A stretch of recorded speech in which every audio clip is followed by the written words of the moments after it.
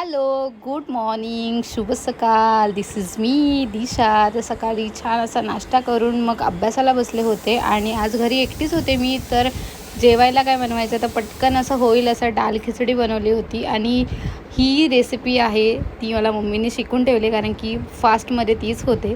So छान असं जेवून घेतलं आणि झोपले.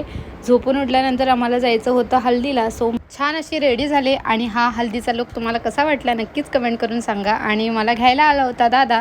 सो आम्ही लेट झालो होतो ऑलरेडी. सो तिथे गेल्यानंतर आमचा सात्विक भेटला आणि इकडे मी शूट नाही केला, नवऱ्यासोबत फोटो काढलेले होते तोच मी इथे शेअर केला आहे. त्यानंतर मग हल्दीचे वडे जे फेवरेट आहेत सगळ्यांचे मग जेवून घेतलं. आणि मला इथे समजत नव्हतं की मी हल्दीला आले की सर्कसमध्ये आले.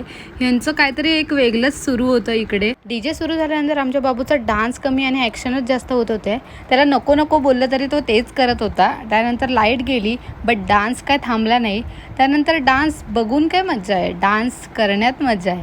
सो आम्ही लगेचच डान्स सुरू केला आणि हल्दी बोलल्यानंतर डान्स हा हवाच.